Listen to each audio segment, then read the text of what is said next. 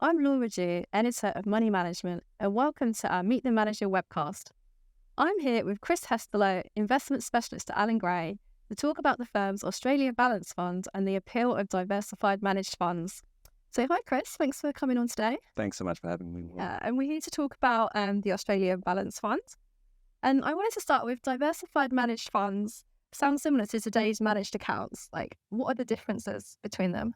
Yeah, so it's an interesting question. In some ways, they're actually very similar, and in some ways, they are different. So in terms of why advisors are using them and what they're trying to achieve for their end clients, both diversified managed funds and diversified managed accounts are really very similar. Both products allow an advisor to effectively outsource investment management or investment selection and portfolio management to an external party. And so for advisors who want to do that, they can free up efficiencies in their business, potentially give that advisor back some time. In terms of what they're trying to achieve with diversified managed funds and managed accounts, that's also very similar. Ultimately, they want strong long-term returns for their clients with risks appropriately managed. And that's really the yardstick by which all investment options are measured by, because it directly affects the chance of their clients fulfilling their, investment goals and dreams in the future. So having said that, there are some differences at the structural level.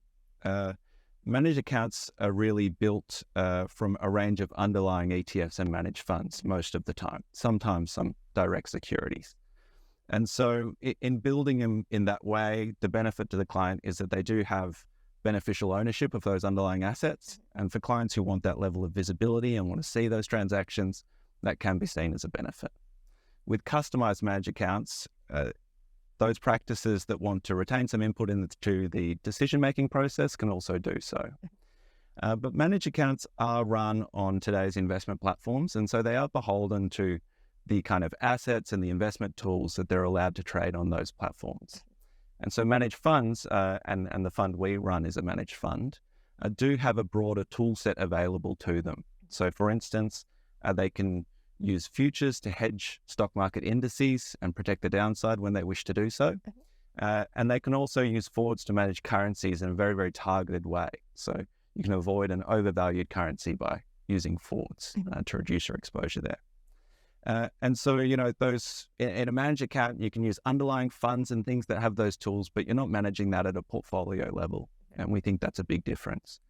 One of the other key differences is that with managed funds, they're a little bit easier to compare. So the managed fund will have one net performance outcome, one fee structure that all clients get.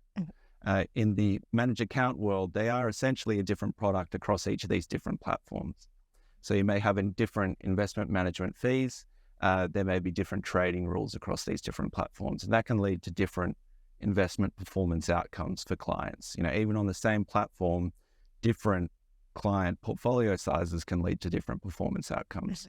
So hopefully, as the segment progresses and matures, we get more databases and some more guidelines around performance reporting and comparability.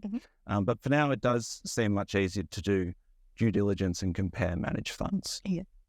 Cool. Okay, so please tell me a bit more about the Allan Gray Australia Balance Fund. Sure. So there's really two key differentiators that we think sets this fund apart from most other diversified managed funds and managed account. The first is flexibility, and the second would be our bottom-up security by security approach. So in terms of flexibility, in the fund, the benchmark is 60% growth assets, 40% defensive assets, being fixed income and cash exposure.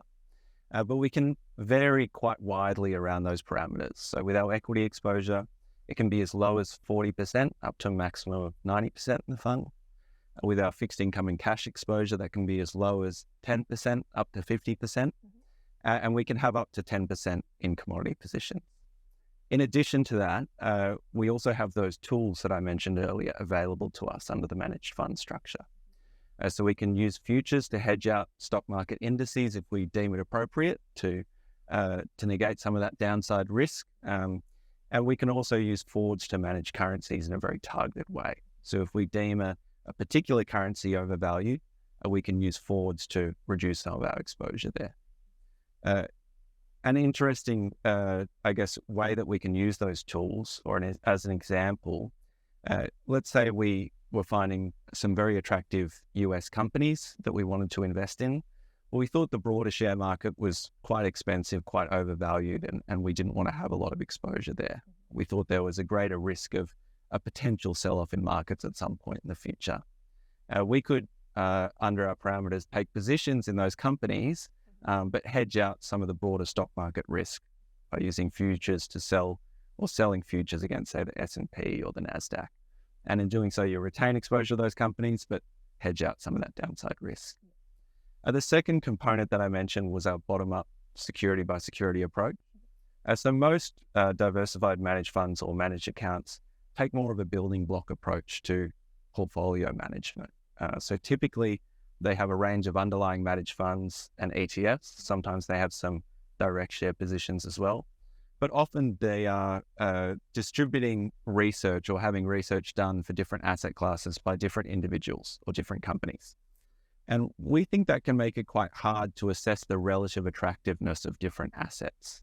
And so that's why we take a very different approach. We start from a bottom-up perspective, and every security in the fund, whether it be an equity or a bond, is researched and bought at the security level rather than adding funds together. What that allows us to do is, when we research, and equity and bond research are actually quite complementary, it allows us to look at the entire capital structure of the business and decide where we would like exposure, whether that be equities, bonds, or even hybrids. And because they are looking at things at that level, we think you get a better grasp on where the relative value is between different asset classes. So those are the two of the main underpinning approaches in our fund. Yeah. And who would you say the fund is most suitable for? Yeah, so the fund is really suitable for a broad range of investors. We would say investors looking for capital growth and income. In terms of our target market determination, or who we suggest this fund for, we really think clients who are looking at this fund should be those doing so with a time horizon of at least 3 years. Mm-hmm. Cool. And why is flexibility so important in this type of fund? Yeah, so flexibility, we think, is really key in running a multi-asset portfolio. For you to do well, capital really needs to flow to the most attractive opportunities, right? Whether they be domestic or global equities, domestic or global government or corporate bonds. And so there's an interesting and important concept in portfolio management called breadth. And this came out of a lot of the work by Richard Grinold and Ronald Kahn. And what they basically said was, to outperform, you need a number of things, but two of the biggest things are skill as an investment manager, and also what they call breadth, which is really the number of decisions that someone is making, right? You need both skill and the opportunity to apply that skill, which we think makes a lot of sense. What doesn't make sense to us would be hiring a manager because you believe they have skill, and then really restraining their ability to purchase or sell assets. And so that's how we've really designed the fund. We've designed it with flexibility in mind. And so maybe an example of how they've put that flexibility to good use. If we wind the clock back a couple of years, in around 2021, most of the fixed interest market was really offering us return-free risk. A number of countries had yields which went negative, countries like Germany and France. And most of the rest of the world was really offering historic low yields. And so rather than be exposed to those low yields and that duration risk, the team was very underweight bonds. And the bonds that they did have were much shorter duration than the index. So they had around 0.6 years duration in around April 21 versus 7.6 for the broader index. And duration is a measure of interest rate risk. So rather than have all that interest rate risk, they preferred to have exposure in hedged equities, in commodity positions, in cash. And so that was the counterbalance that assisted us in that defensive component. And so when yields eventually rose, that really cushioned the negative impact because bond prices fall when yields rise. And that really led to quite a bit of outperformance in the fund and assisted our investors during that period of time. Okay, that's good. Yeah. And how do you see a balanced fund fitting in with Australia's current advice landscape? Yeah. So in the current advice landscape, managed accounts seem to have really come to dominate the space. I was having a bit of a look, and I think they grew from something like $70 billion at the start of the prior financial year to being around $95 billion in assets under management by the end of the financial year. And that's for separately managed accounts, which is really what we're talking about. There's now 1,100 of these products publicly available to advisors, and 2/3 of those are these diversified options to invest in. And we think for a lot of practices that have used them, they've actually brought a lot of efficiencies, and some advisors have benefited. But what about those advisors who want to access some of the relative advantages of managed funds that I've described? What can they do? Or maybe it's advisors who wish to diversify the investment decision-making bodies that are allocating capital for their clients. We don't think these two things are mutually exclusive. So we think they can be used alongside one another. For someone using an off-the-shelf managed account, we think they can use a managed fund alongside it as a significant diversifier. For an advisor who's used or built their own customized managed account, we think they could include something like a balanced fund or a diversifying multi-asset fund as a component of that managed fund to try and reach some of those benefits.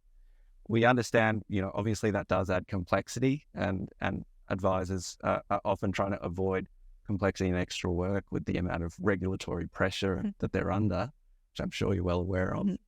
But we do think that decision has to be balanced against what they're really trying to seek for clients, which is strong long-term returns and risks that are managed by the portfolio manager. And so in that way, we think that the Allan Gray Australia Balance Fund is an easy opportunity to access a very broad range of contrarian opportunities, both within and across asset classes. Great. Well, thanks so much for speaking to us. And if you've got any more questions, then check out the Allan Gray website at allangray.com.au.